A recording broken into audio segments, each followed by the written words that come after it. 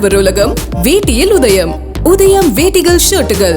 பஞ்சபூத ஸ்தலங்களில் நீர் ஸ்தலமான திருவானைக்காவல் ஜம்புகேஸ்வரர் கோயிலில் பங்குனி திருவிழா தேரோட்டம் கோலாகலமாக நடைபெற்று வருகிறது. விவரங்களுடன் இணைந்திருக்கிறார் செய்தியாளர் பிருந்தா. இந்த பங்குனி திருவிழாவினுடைய சிறப்புகள் என்ன விவரம்?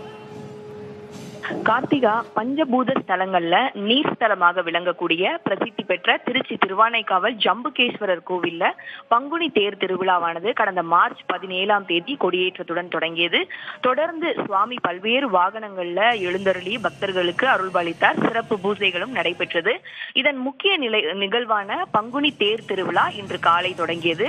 இந்த தேர் திருவிழால மொத்தம் 2 தேர்கள், அதில் ஜம்புகேஸ்வரரும் அம்பாலும் ஒரு தேரிலும், மற்றொரு தேரில் அகிலாண்டேஸ்வரி அம்பாலும் எழுந்தருளி பக்தர்களுக்கு காட்சியளிப்பார். அந்த வகையில இன்று காலை தொடங்கிய இந்த தேர் திருவிழாவில் ஆயிரக்கணக்கான பக்தர்கள் பங்கு கொண்டு தேரினை வடம் பிடித்து இழுத்தனர். மேல தாளங்கள் முழங்க ஒரு விழா கோலம் பூண்டு இந்த தேர் திருவிழா வெகு விமர்சையாக நடைபெற்றது. முதலில் ஜம்புகேஸ்வரரும் அம்பாலும் உள்ள தேரானது வடம் பிடித்து இழுக்கப்பட்டு நிலையில் நிறுத்தப்பட்டது. அதனைத் தொடர்ந்து தற்போது அகிலாண்டேஸ்வரி அம்பாளுடைய தேரானது பக்தர்களால் வடம் பிடித்து இழுத்து வரப்படுகிறது.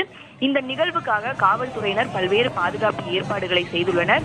இந்து சமய அறநிலையத்துறை சார்பிலும் கோயிலுக்கு வரும் பக்தர்களுக்கான அடிப்படை வசதிகளும் செய்து தரப்பட்டுள்ளது.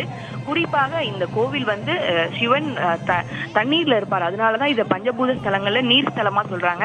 அந்த வகையில பிரசித்தி பெற்ற திருவானைக்காவல் அகிலாண்டேஸ்வரி ஜம்புகேஸ்வரர் கோயில்ல இன்னைக்கு இந்த பங்குனி தேர் திருவிழா வெகு விமர்சையாக நடைபெற்று வருகிறது. கார்த்திகா,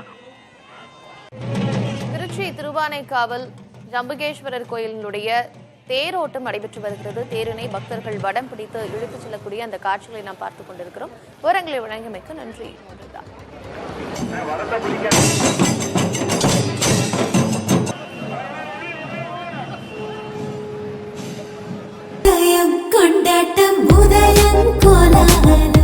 ஆடவர் உலகம் வேட்டியில் உதயம்.